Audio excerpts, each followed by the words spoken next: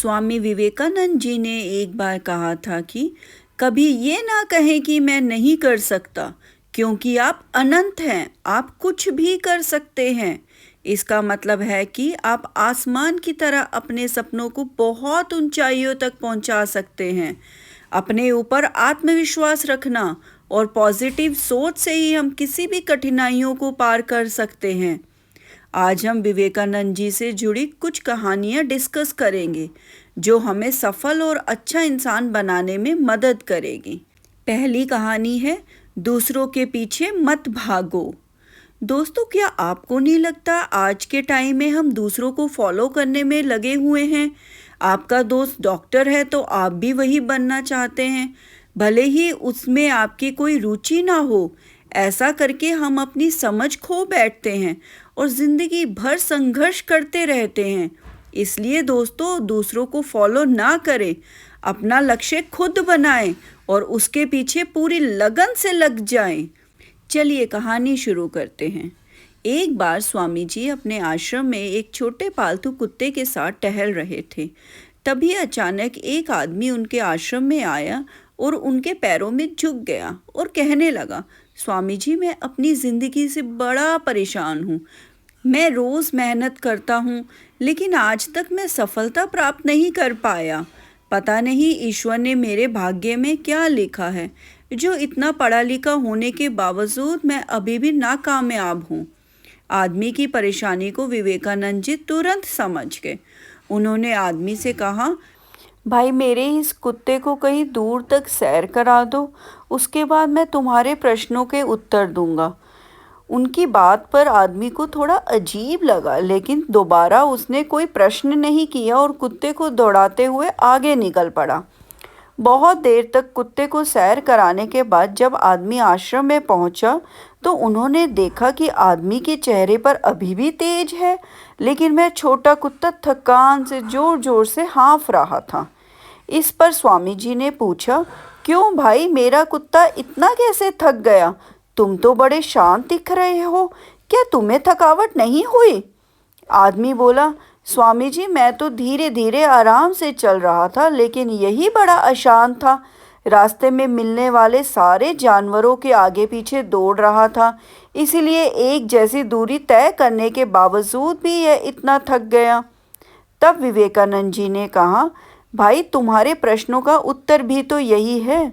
तुम्हारा लक्ष्य तुम्हारे अगल बगल है, वो तुमसे कहीं दूर थोड़ी है, परंतु तुम अपने लक्ष्य का पीछा करना छोड़ दूसरे लोगों के आगे पीछे दौड़ते रहते हो और इस तरह तुम जिस चीज़ को पाना चाहते हो उससे दूर चले जाते हो।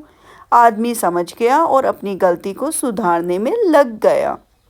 इसीलिए दोस्तों, हमें अपनी मंजिल खुद तय करनी चाहिए, ना कि दूसरों के पीछे भागते रहना चाहिए। दूसरी कहानी, खुद पर विश्वास रखना ज़रूरी है।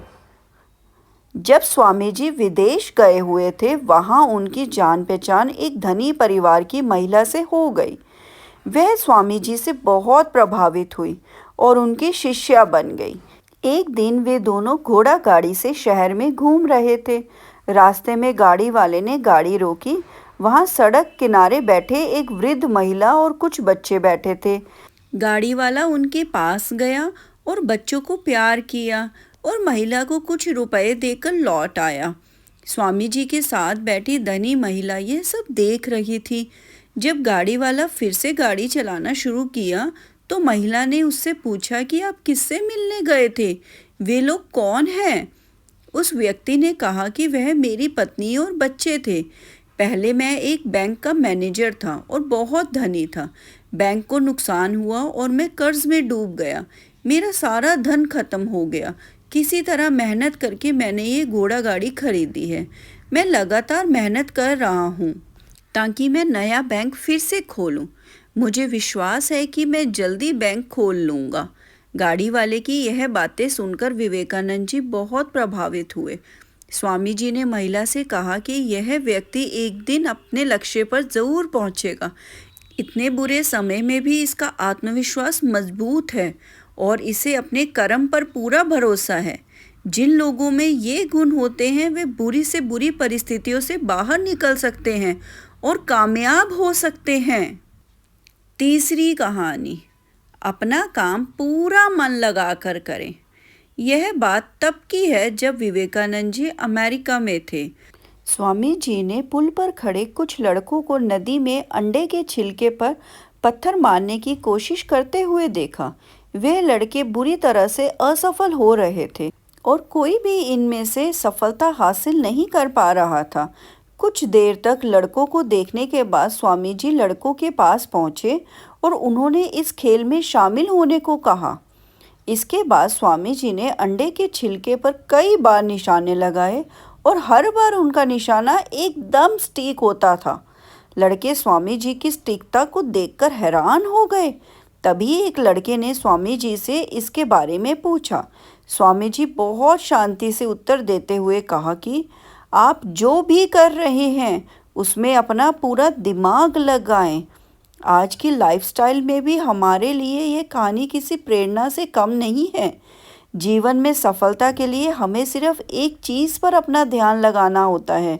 डिस्ट्रैक्शन के कारण हम अपने मुख्य लक्ष्य पर ध्यान नहीं देते। साथ ही अगर हम अपने लक्ष्य पर पूरी तरह से ध्यान लगाएं तो हमारे असफल होने के चांस काफ़ी कम हो जाएंगे। उदाहरण के लिए आज किसी भी चीज़ के बारे में पढ़ने के लिए लोग किताब से ज़्यादा वीडियो देखना पसंद करते हैं। आज के समय में लोग वीडियो से भी ज़्यादा शॉर्ट्स या रील देखना पसंद करते हैं, क्योंकि इंसान के दिमाग को हर मिनट कुछ नया चाहिए, जिससे उसका दिमाग सिर्फ एक चीज़ पर फोकस करने से थके नहीं। अगर हम किताब पर ध्यान देते हैं तो हम उस नॉलेज के साथ कई शब्द सीखते हैं।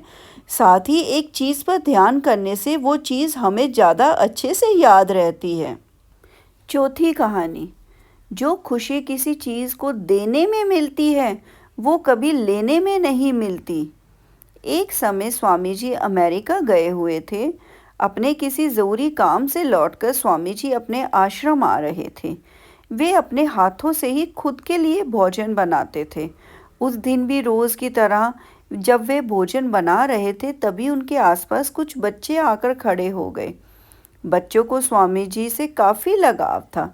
स्वामी जी ने बच्चों को अपने पास देखकर उन्हें बुलाया और बात करने लगे। बच्चों से बात करने के दौरान स्वामी जी को लगा कि बच्चे भूखे हैं, इसके बावजूद बच्चे खुद से भोजन नहीं मांग रहे हैं। स्वामी जी ने सारा भोजन बच्चों में बांट दिया, खुद के लिए कुछ भी नहीं रखा। यह देखकर पास में बैठी एक महिला ने कहा कि आपने पूरा भोजन बच्चों में बांट दिया, आप क्या खाएंगे? इस पर स्वामी जी मुस्कुराते हुए जवाब दिया कि इन बच्चों को अभी मुझसे ज़्यादा ज़रूरत थी, मैं तो कुछ देर बाद भी भोजन कर लूँगा, लेकिन इन बच्चों को भोजन अभी मिलना चाहिए था। अब इनकी भूख शांत हो गई है। स्वामी जी की इस कहानी से हमें खुद के बारे में सोचने से पहले दूसरों के बारे में सोचने की, जिन्हें हमसे ज़्यादा ज़रूरत है, उसकी मदद करने की शिक्षा दी। पांचवी कहानी, सच बोलने की हिम्मत।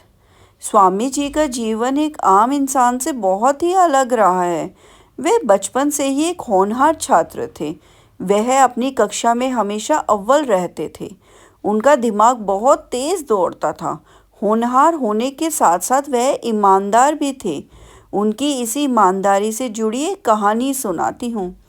यह बात उन दिनों की है जब स्वामी जी स्कूल में एक विद्यार्थी थे। वे कक्षा में शैतानी भी किया करते थे, पर पढ़ाई पर अधिक जोर दिया करते थे। कक्षा में सभी विद्यार्थी उनकी बात को ध्यान से सुना करते थे। एक दिन खाली पीरियड में जब वह कुछ विषय पर बच्चों से चर्चा कर रहे थे, स्वामी जी और उनके सहपाठी बातचीत में इतने ज़्यादा मगन थे कि उन्हें पता ही नहीं चला कि खाली पीरियड ख़त्म हो गया और दूसरा पीरियड शुरू हो चुका था।